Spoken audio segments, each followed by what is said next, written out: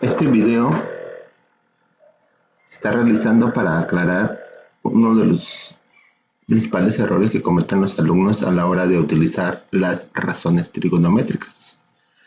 Pero antes de comentarlo o señalarlo, vamos a recordar algunos aspectos de las razones trigonométricas. Para las razones trigonométricas, su definición principal surge de una figura llamada triángulo rectángulo, como es el que estamos viendo en la imagen.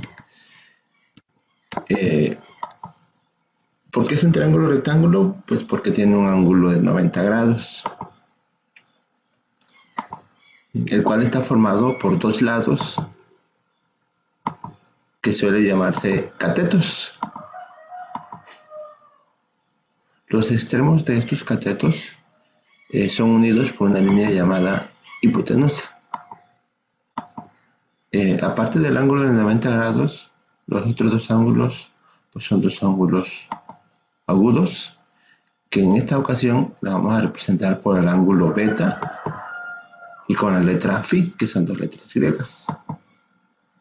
Bueno, de esta figura y con estos nombres que acabamos de recordar, señalamos cada una de las razones trigonométricas, las cuales ustedes recordarán. Seno, cateto opuesto sobre hipotenusa; coseno, cateto adyacente sobre hipotenusa; cateto tangente, cateto opuesto sobre el cateto adyacente; cotangente, cateto adyacente sobre el cateto opuesto; secante, hipotenusa sobre el cateto adyacente; cosecante, hipotenusa sobre el cateto opuesto.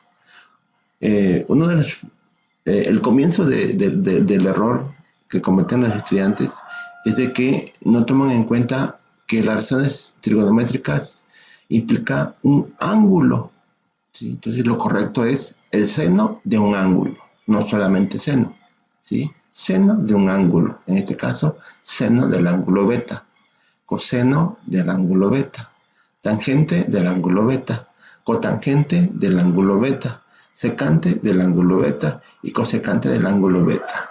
He ahí el inicio del error. No considerar que las razones trigonométricas lleva implícito un ángulo. El otro ángulo es el ángulo phi. Entonces, si utilizamos el símbolo phi, estamos haciendo referencia al segundo ángulo agudo. Entonces aquí sería seno del ángulo phi, coseno del ángulo phi, tangente del ángulo phi, cotangente del ángulo phi, secante del ángulo phi, cosecante del ángulo phi. La definición es la misma, no importa a cuál de los dos ángulos hagamos referencia. La definición va a ser la misma. Para seno, cateto opuesto sobre hipotenusa; coseno, cateto adyacente sobre hipotenusa; tangente, cateto opuesto sobre el cateto adyacente; cotangente, cateto adyacente sobre el cateto opuesto; secante, hipotenusa sobre el cateto adyacente; y cosecante, hipotenusa sobre el cateto opuesto. ¿Sí? Lo que no hay que olvidar y lo que hay que sí hacer diferencia es el ángulo que está implícito en la razón trigonométrica. Entonces, dentro de un triángulo rectángulo vamos a tener dos ángulos con los cuales hay que trabajar. Entonces, dependiendo de ello, pues va a ser la sustitución del valor en la definición, como vamos a ver a continuación. Ahora bien, a la hora de sustituir los valores hay que considerar lo siguiente. Mencionamos que el ángulo recto está formado por dos lados llamados catetos. Y en la definición viene cateto opuesto y cateto adyacente. ¿Cuál de los dos catetos va a ser el opuesto y cuál va a ser el cateto adyacente? Es ahí el error que se comete a la hora de sustituir los valores de cada una de las razones trigonométricas. Entonces es importante primero definir cuál va a ser el cateto opuesto y cuál va a ser el cateto adyacente. No va a ser el mismo para ambos ángulos. Estos van a cambiar dependiendo de qué ángulo estemos haciendo referencia. Si consideramos el ángulo beta, vamos a eliminar momentáneamente el otro símbolo para no confundirnos. Si hacemos referencia al ángulo beta, el cateto opuesto va a ser el cateto que está enfrente de ese ángulo que estemos nosotros utilizando. En este caso, para el ángulo beta, el cateto opuesto sería el cateto que en la imagen vemos que está como la base. Ese sería nuestro cateto opuesto. Así vamos a identificar, así podemos identificar cuál es el cateto opuesto. Es el lado que esté enfrente del ángulo. Y el cateto adyacente va a ser el que esté al lado del ángulo con el que nosotros vayamos a trabajar. Entonces el que esté al lado va a ser el cateto adyacente. ¿Sí?